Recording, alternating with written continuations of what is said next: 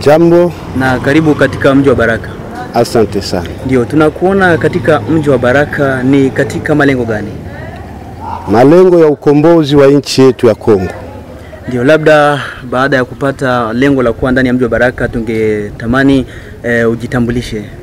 Mimi naitwa kwa jina ya Ekanda Saidi Dragila. Jina maarufu ni Balen. Ndio, labda raia wangetamani kujua, wale ambao wanakusikiliza na wanaokutizama kuhusu runinga zetu, wangetamani kujua mupo Baraka na kipi ambacho mmeleta ndani ya mji wa Baraka katika siku ya leo.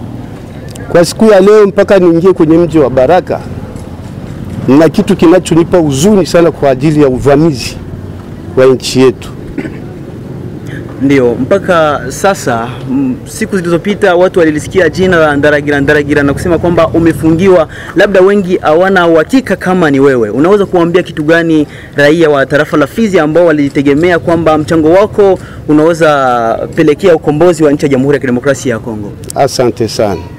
Kwa kweli Wakongomani, watoto wa Baraka, mimi mtoto wenu nimepita kwenye magumu mengi sana.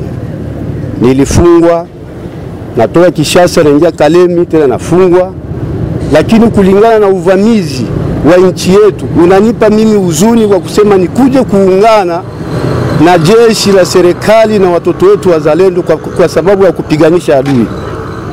Ndio, labda wengine wangetamani wajue mpaka sasa ujumbe gani ambao unaweza kuwatolea, au neno la faraja kusema kwamba wale ambao wana uoga na kusema kwamba labda nchi yetu inaweza kuanguka katika mikono ya wabaya, mchango wenu labda nyinyi mnaweza kuwa na ujumbe gani kwao? Ujumbe wangu wa mwisho ni kusema kwamba Wakongomani wote wasiwe na hofu, kwa sababu watoto wa nchi wamesimama kwa kupigania nchi yao. Kwa hiyo kusiwe mtu wa mlengo mwingine wakisema akimbie afanye nini. Sisi tutapiganisha adui mpaka mwisho. Ndio, kufikia sasa ni kipi tena ambacho unaweza kuwaambia wale ambao wale ambao wanaweza kuwa na michango? Ni kweli sisi tuko wa binadamu na jeshi letu la ukombozi ambalo ni la wazalendo linategemea nguvu za raia. Wale raia ambao wana kipato kidogo cha pesa ambacho wanaweza kusaidia mawazo, chakula na michango mingine, mnaweza kuwa na ujumbe gani kwao pia? Na wapa ujumbe wangu wa mwisho, wakuwe na moyo wa kusaidia watoto wa nchi wanaosimama kwa kupiganisha nchi yao. Wasifunge mikono, wazidi kutusaidia. Na mimi wale wenyewe wanitambue kwa leo, mimi ni mzoefu wa maji.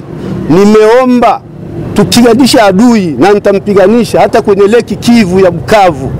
Mimi nitafanya hayo mapambano. Nimeomba serikali na wazalendo wote tuungane kwa sababu ya kufukuza adui.